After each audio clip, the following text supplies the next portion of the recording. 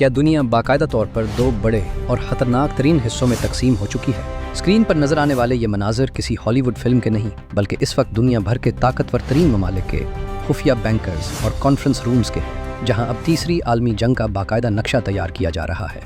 और तमाम आलमी ताकतों की खुफिया ऑप्सी गुफ्तगू ने पूरी दुनिया को हिला कर रख दिया है।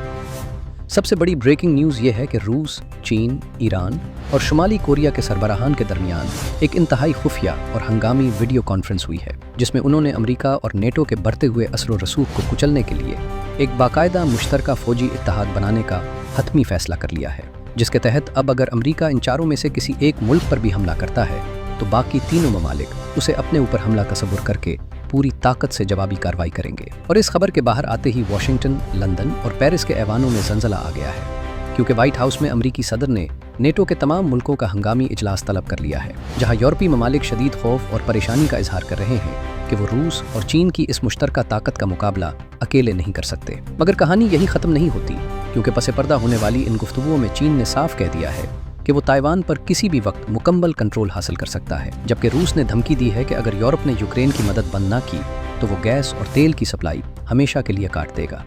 जिससे पूरा यूरोप सर्दियों में ठठर कर रह जाएगा। दूसरी तरफ मशरिक़ वुस्ता के अमीर तरीन अरब ममालिक भी अब खामोशी से अमेरिका का साथ छोड़कर इस नए बनने वाले ब्लॉक की तरफ झुकते जा रहे हैं, क्योंकि वो अपनी मईशत को डॉलर के डूबते हुए जहाज से बचाना चाहते हैं। और इस सूरत हाल ने गरीब मुल्कों की सांसें रोक दी हैं,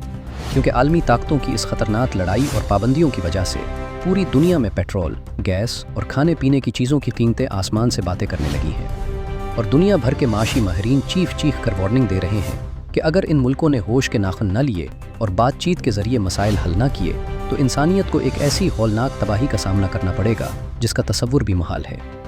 अब सवाल ये पैदा होता है कि क्या अमेरिका अपनी गिरती हुई चौधराहट को बचाने के लिए कोई एटमी कदम उठाएगा या फिर खामोशी से इस नए आलमी निज़ाम को तस्लीम कर लेगा। इस खतरनाक और पल पल बदलती हुई सनसनीखेज सूरत हाल की सबसे तेज़ और बावसौक अपडेट्स के लिए हमारे चैनल ग्लोबल पल्स उर्दू को अभी सब्सक्राइब करें और कमेंट्स बॉक्स में अपनी राय का इजहार करें कि क्या ये नया इत्तेहाद अमेरिका को हरा पाएगा।